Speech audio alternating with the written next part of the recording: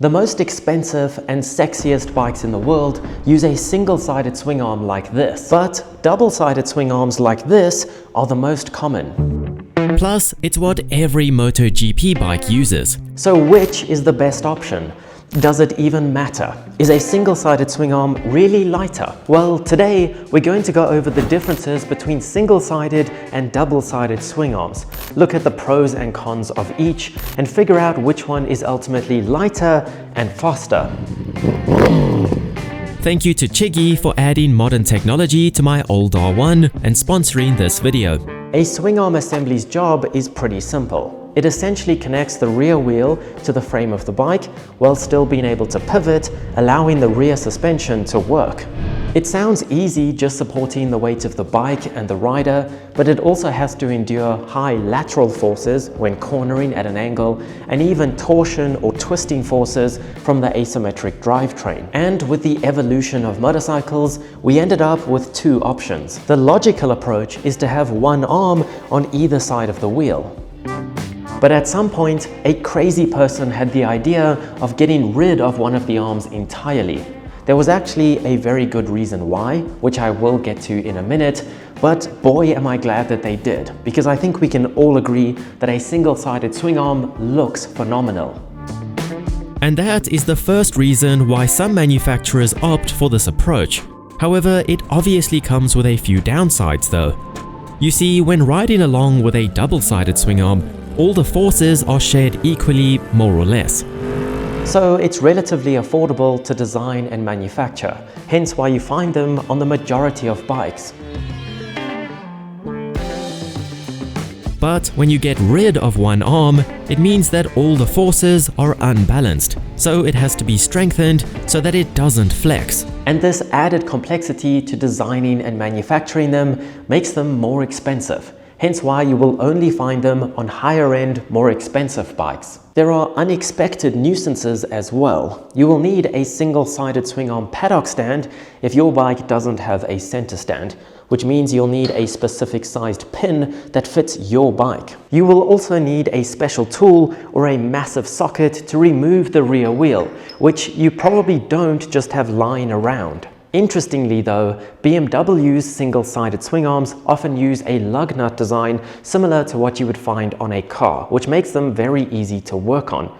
And those swing arms are usually found on their bikes with drive shafts, because since they're already designing a beefy swing arm to house the drive shaft, it's not that much more difficult to make it strong enough to support the weight of the bike. But don't let me put you off of single-sided swing arms. They have a lot of pros as well that make them much easier to live with. Adjusting the chain is quick and easy, usually just requiring a C-spanner with no need to align the rear wheel with vague marks on the swing arm that will drive you crazy like you would find on a double-sided swing arm. Removing the rear wheel is super easy with just one nut or a couple of lug nuts. However, the silencer is sometimes in the way and has to be removed beforehand. It's not as easy as I'm making it look.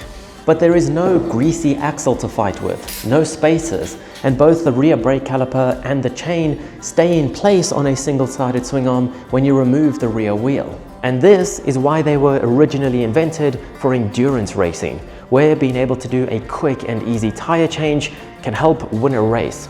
It's amazing how a good idea and new technology can change bikes as we know them. I felt the same way when I got modern features on my 9-year-old bike. Like blind spot detection to keep me safe, that doubles as dash cams front and back, a lean angle sensor to keep me entertained, tire pressure monitoring while riding simply from these little valve caps. And it's all controlled by this beautiful display with built-in Apple CarPlay and Android Auto, whichever you prefer. It's called the Chiggy AI06. It's very easy to install and can fit any bike. And of course, it's IP69K certified, so feel free to leave it on your bike while pressure washing it.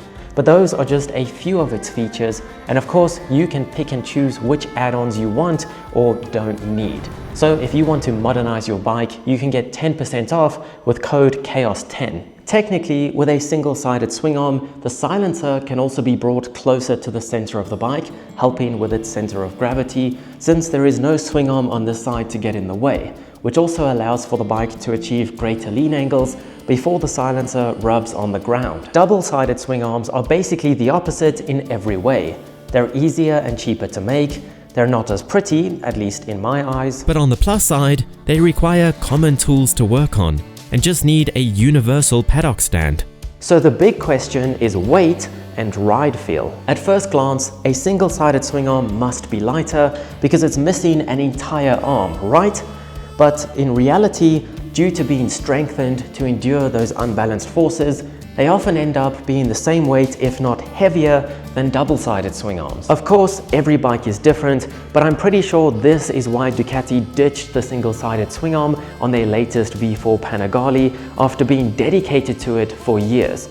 After all, a swing arm is unsprung weight, or mass that is below the suspension, and therefore has a much more drastic effect on the handling of a bike. Those are the same reasons why MotoGP bikes all use double-sided swing arms. The pros outweigh the cons for their purpose, and ultimately, when designed right, they feel exactly the same to ride. But anyway, do you prefer the look of a single-sided swing arm and you're happy to pay the premium?